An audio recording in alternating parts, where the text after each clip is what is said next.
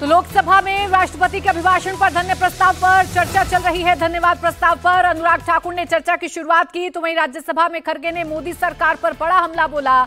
खड़गे ने कहा, लोकतंत्र में अहंकारी नारों की जगह नहीं, हमने संविधान बचाने की लड़ाई लड़ी है और आगे भी लड़ते रहेंगे। तो मल्लिकार्जुन खड़गे लगातार बोल रहे हैं। इस बीच जो विपक्ष के साथी हैं उन्होंने चेयर का अपमान किया। ये मुद्दा विपक्ष में बैठे यानी कि जो सत्ता पक्ष के लोग हैं उनकी तरफ से उठाया गया है। देश की जनता ने उनको गठबंधन की सरकार बनाने पर मजबूर किया। क्यों ऐसी बातें करते हो, घमंडी बातें क्यों करते हो? अरे आज तो तुम एनडीए की सरकार अब बोल रहे, नहीं तो बीजेपी भी नहीं बोलते थे ये मोदी की सरकार, ये मोदी चलाएगा, मोदी है तो सब कुछ मुमकिन है। हाँ, अरे अब एनडीए सर, यहां तक भी उन्होंने कहा, पीएम ने पूरा चुनाव इंडिया गठबंधन को गाली देते हुए लड़ा, सही नाम लेने में भी नफरत दिखाई। अब आपकी गठबंधन की सरकार बनी है तो बताइए आपको हम क्या बोलना चाहिए?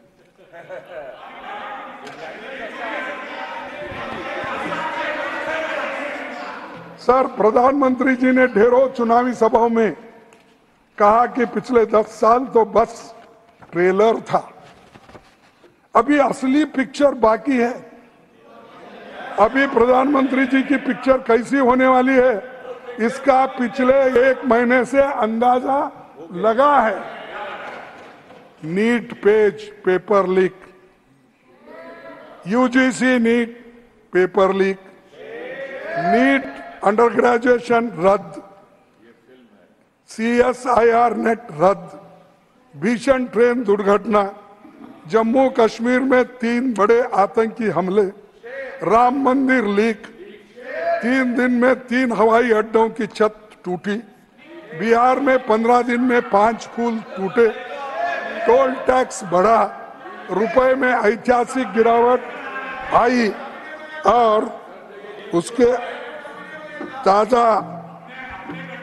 ताजा मामलों में नीट, यूजी और यूजीसी नेट में धांधली, पेपर लीक और भ्रष्टाचार के मामले सामने आए। फिर उसके बाद कहीं पेपर भी रद्द हुए।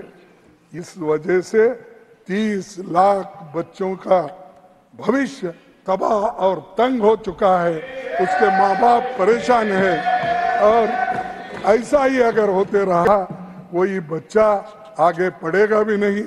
और देश में इस 7 सालों में कुल 70 बार पेपर लीक हुए हैं और 2 करोड़ नौजवानों का भविष्य चौपट हुआ है। ये पूरी व्यवस्था पर सवाल है। आज पेपर हुआ, कल रद्द हो गया, तो कितने बार पढ़ना, कितने बार लिखना, कैसा? आप बताइए, इसको कुछ गवर्नमेंट की तरफ से कुछ नहीं आता। अब जब हम उठाते हैं सवाल तब ये कहते हैं कि ये विरोधी पार्टियों को सिर्फ हंगामा करना है, सत्ता वहां बैठे यहाँ, ये कहते हैं। अरे भाई दुरुस्त करो, आपको कौन रोका है? आप तो हर चीज को क्लेम करते हो, लेकिन पेपर लीक का जो बच्चे के भविष्य से जुड़ा हुआ है वो नहीं कर सकते। 5 मई को पटना और गोधरा से पेपर लीक की खबरें आई, सरकार छुपाती रही। शिक्षा मंत्री ने पेपर लीक मानने से इनकार कर दिया, एनटीए को क्लीन चिट दी, पुलिस जांच में आरोपी पकड़े गए, फजीयत हुई तो सरकार ने कबूल किया। बिहार, गुजरात, यूपी, हरियाणा समेत कई राज्यों से पेपर लीक के तार जुड़े हुए थे। हरियाणा में जिस स्कूल में नंबरों में गोलमाल हुआ है वो बीजेपी के एक नेता से जुड़ा है। यूपी में एनडीए के एक नेता का नाम आ रहा है जो कहीं पेपर लीक मामलों में फंसा हुआ है। कोटा में हजारों नीट के कोचिंग सेंटर है। ये किसी के प्रेशर में तो ये चर्चा नहीं हो रही है कि क्योंकि वहाँ बहुत से लोग प्रेशर डालने वाले हैं कोटा में, बहुत से सेंटर से बच्चे जो पढ़ते हैं और प्राइवेट वालों के हैं, और ये गड़बड़ी मालूम नहीं होना, तो इसीलिए इसका चर्चा नहीं होने दे रहे। मुझे मालूम नहीं ये इसमें कोई वेस्टेड इंटरेस्ट लोग है। आप जरा जांच कीजिए साहब अपने ओर से। आप तो चर्चा कर रहे हैं सर। हाँ, आप चर्चा कर रहे हैं, बखूबी चर्चा कर रहे हैं, नहीं, पूरे तरीके से कर रहे हैं, और आप कह रहे हैं चर्चा नहीं हो रही है। मतलब इससे ज्यादा चर्चा क्या होगी? साहब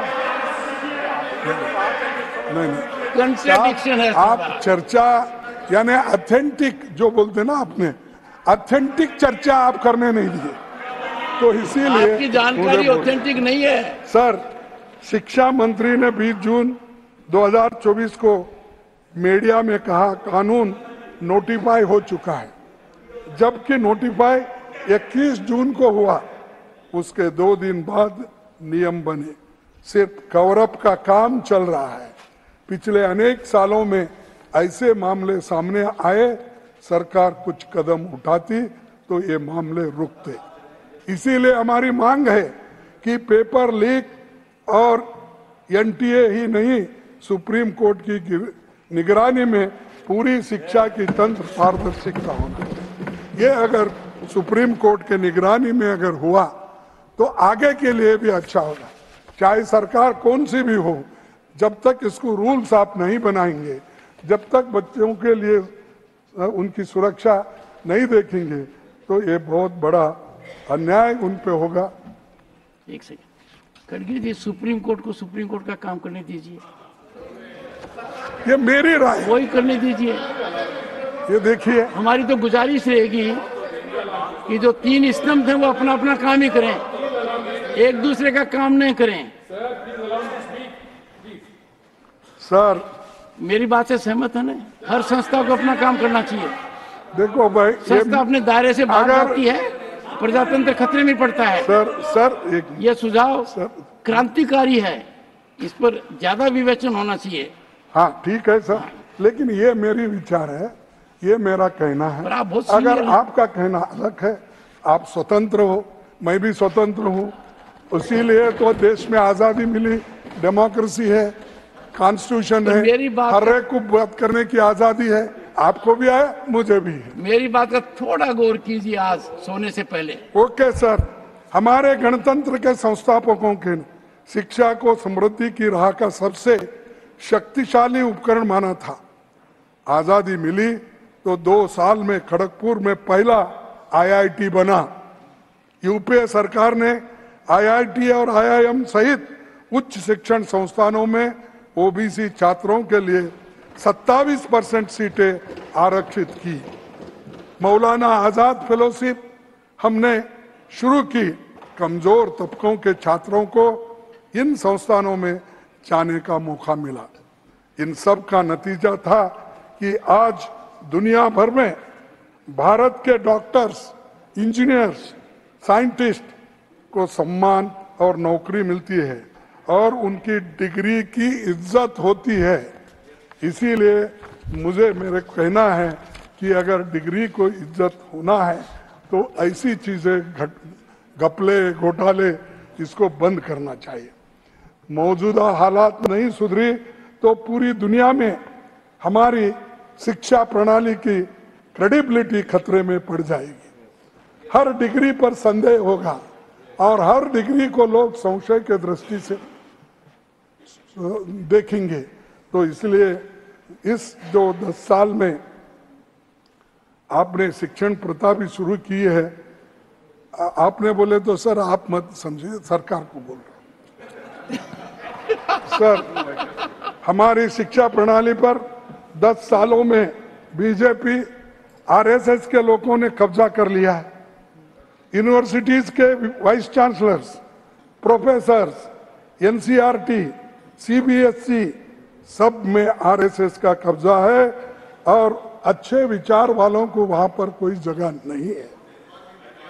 खुद मंत्री जी दिस पार्ट खुद मंत्री जी खड़गे ji, this part will not go on विचारधारा से आते हैं। खड़गे ji, this part will not go on record. मैं कहूँगा पीएम को इसकी जिम्मेदारी खड़गे जी लेनी चाहिए। एक बार खड़गे जी, इसको मैं एक्सपेंस भी कर रहा हूँ और क्यों कर रहा हूँ आपको बता रहा हूँ। हाँ, मैं एक्सपेंस कर रहा हूँ इस पार्ट को और क्यों कर रहा हूँ, क्यों कर रहा हूँ बता रहा हूँ। क्यों?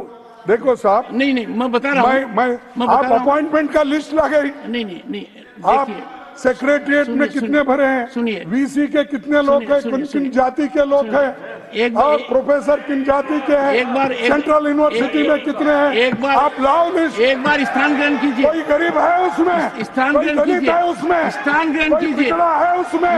आप देखिए, स्थान ग्रहण कीजिए। ये बात मैं कर रहा हूँ। आवेश में मेरे इस बात को अगर आप ठुकराते तो मेरा कोई आपका ये नहीं। क्या किसी संस्था का सदस्य होना अपराध है? क्या आप यही कर रहे हैं? आप कब्जे जैसे शब्द का उपयोग कर रहे हैं। कैसे अलाउ कर सकता हूं? आप कह रहे हैं कि संस्था ने कब्जा कर लिया, बिल्कुल गलत है।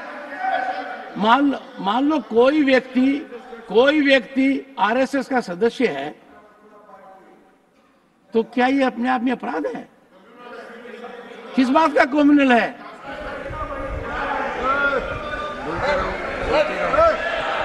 ये अभिभाषण ऐतिहासिक है और ये ऐतिहासिक इसलिए है अध्यक्ष जी, क्योंकि इसमें एक दशक के मोदी सरकार की अद्वितीय कार्यों का चित्रण ही नहीं, बल्कि आने वाले स्वर्णिम काल यानी विकसित भारत के संकल्प का उद्घोष भी है। मोदी जी की जन कल्याणकारी योजनाओं का असर और उनके विकसित भारत के विजन के जो जनता का अगाध विश्वास था, उसी के कारण से अध्यक्ष जी एनडीए को तीसरी बार जनता ने पूर्ण बहुमत का जनादेश दिया। महामहिम राष्ट्रपति जी ने अपने अभिभाषण के पैराग्राफ 3 में जो कहा है, आपके माध्यम से समक्ष के पूरे सदन के समक्ष पुनः दोहराना चाहूंगी। 2024 का चुनाव नीति, नियत, निष्ठा और निर्णयों पर विश्वास का चुनाव रहा है। मजबूत और निर्णायक सरकार में विश्वास, सुशासन, स्थिरता और निरंतरता में विश्वास, ईमानदारी और कड़ी मेहनत में विश्वास, सुरक्षा और समृद्धि में विश्वास, सरकार की गारंटी और डिलीवरी पर विश्वास, विकसित भारत के संकल्प में विश्वास। मेरी सरकार ने 10 वर्षों में सेवा और सुशासन का जो मिशन चलाया है, ये उस पर मोहर है। अध्यक्ष जी, एक दशक में ये पहली बार ऐसी सरकार भारत में आई है जिसकी कथनी और करनी में अंतर नहीं है। जो कहा वो किया। धारा 370 हटाई, जो कहा वो किया। भव्य राम मंदिर का निर्माण किया, जो कहा वो किया। सीएए लेकर आए, जो कहा वो किया। 1 रैंक 1 पेंशन लाए, जो कहा वो किया। मेक इन इंडिया की नींव रखी, जो कहा वो किया। पिछले 10 वर्षों में मोदी सरकार ने भारत की अर्थव्यवस्था को इतना सशक्त करा है कि अध्यक्ष जी, हम 11वीं सबसे बड़ी अर्थव्यवस्था की जगह मात्र 1 दशक में विश्व की वैश्विक पटल पर 5वीं सबसे बड़ी अर्थव्यवस्था बने। और अध्यक्ष जी, ये असाधारण परिस्थितियों में हुआ है। पूरा का पूरा विश्व कोविड-19 की महामारी से जूझकर निकला है। अभी भी विश्व के कई देश हैं जो युद्ध की अग्नि में झुलस रहे हैं, लेकिन भारत मोदी जी के नेतृत्व में वैश्विक पटल पर तीसरी सबसे बड़ी अर्थव्यवस्था बनने के पथ पर अग्रसर है। हमारे माननीय प्रधानमंत्री नरेंद्र मोदी जी ने 2047 तक भारत को एक विकसित राष्ट्र बनाने का एक संकल्प लिया है। इस संकल्प के 4 मुख्य स्तंभ हैं। पहला स्तंभ युवा शक्ति, दूसरा नारी शक्ति, तीसरा किसान कल्याण और चौथा गरीब कल्याण। अध्यक्ष जी, यदि आप युवा शक्ति की बात करते हैं तो किसी भी प्रकार का अवसर यदि आप भारत की युवा शक्ति के समक्ष प्रस्तुत करते हैं तो उस अवसर का लाभ लेने के लिए युवा शक्ति चूकती नहीं है।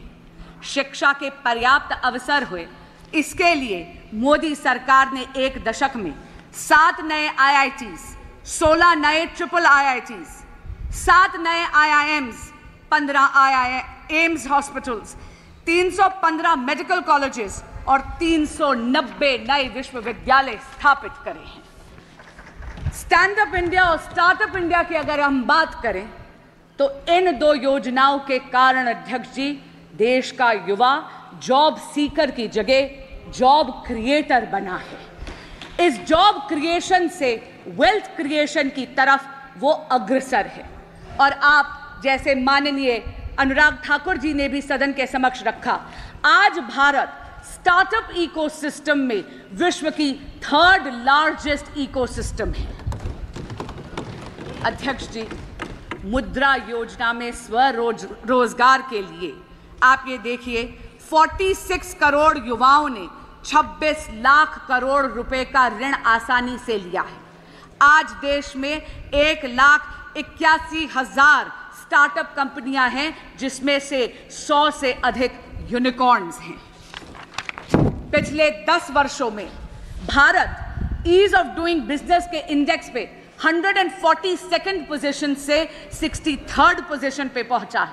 और पिछले 24 वर्षों में यानी 2000 से 2024 में ही भारत में कुल $990.97 बिलियन का FDI आया है, जिसमें से अध्यक्ष जी 67% यानी $667.4110 बिलियन मात्र पिछले 1 दशक में एनडीए की सरकार में आया है।